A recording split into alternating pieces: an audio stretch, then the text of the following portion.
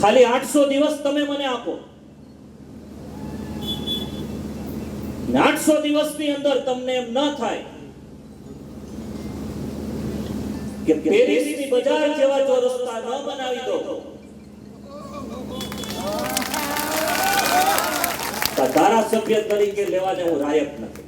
ભાજપના ઉમેદવાર કિરીટ પટેલ વિસાવદર ભેસાણને પેરિસ બનાવવા નીકળ્યા છે, તો જેના પ્રતાપે આ પેટા ચૂંટણી યોજાઈ રહી છે એવા ભૂપત ભાયાણી એક ડગલું આગળ વધ્યા અને જાહેરાત કરી દીધી કે વિસાવદર ભેસાણને તેઓ ચંદ્ર અને મંગળ જેવા બનાવી દેશે. આ ચૂંટણી જે પેટા ચૂંટણી છે અને એ ચૂંટણીમાં આપણે 13 વર્ષનો વનવાસ દૂર કરવાનો છે મિત્રો.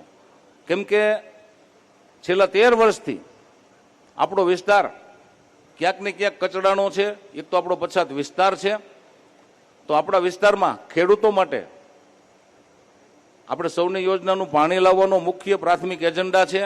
આપણો ઉમેદવાર શ્રી એમની વાત કરશે જ. આખો રોડમેપ અમે તૈયાર કર્યો છે, એમાં સરકારની આપણને ખૂબ જ મદદ રહેવાની છે.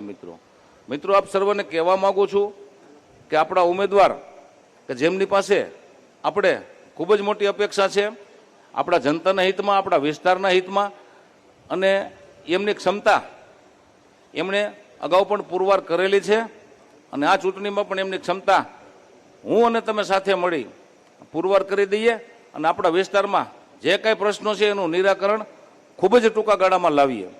મિત્રો, અત્યારે વિરોધી પાર્ટી ખૂબ જ ખોટી આક્ષેપબાજી કરી રહી છે, તો એ વિરોધી પાર્ટીને પણ હું આ તકે કહેવા માંગુ છું કે અમારા વિસ્તારમાં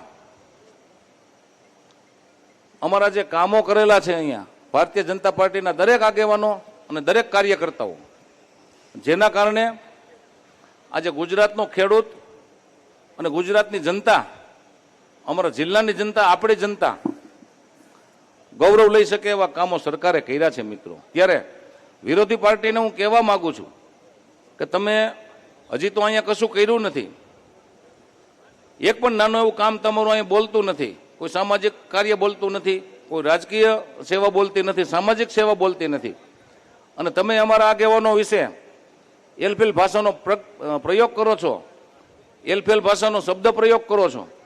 તો મિત્રો, અહીં બેઠેલી જનતા એ અમારો પરિવાર છે, અમારા ભાઈ ભાંડુ છે, અમારા બંધુ છે. તમે જે ખોટા આક્ષેપો કરો છો ને અમારા આગેવાનોને જે સંબોધન આપો છો, મોહમ્મદ ગજનીની ઓલાદ, ગુંડાઓ બોલે છે, લુખ્ખાઓ બોલે છે, તો મિત્રો એની વાતનો જવાબ અહીં બેઠેલા તમામ કાર્યકર્તાઓએ 19મી જૂને મતદાનના રૂપમાં એકનો જવાબ મિત્રો પથ્થરથી આપવાનો છે.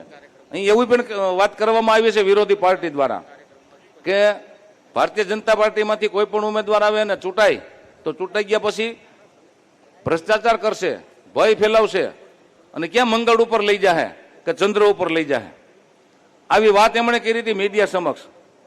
તો આ તકે હું એમને કહેવા માંગુ છું કે અહીંના અમારા આગેવાનો, અમારા ઉમેદવાર, અમારા પૂર્વ ધારાસભ્ય શ્રી હર્ષદભાઈ હોય કે કનુભાઈ ભાલાડા હોય, અમારી જનતાને ચંદ્ર ઉપર કે મંગળ ઉપર નથી લઈ જવાની, પણ અહીંયા ચંદ્ર અને મંગળ બનાવવાની તાકાત અમારા આગેવાનોમાં છે.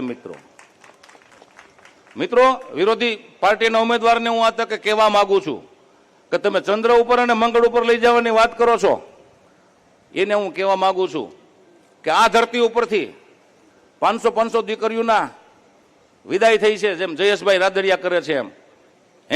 એ મંગળ જ કહેવાય અને ચંદ્ર કહેવાય. અમારી દીકરીઓને અમે અહીંથી સાસરે મોકલીએ છીએ.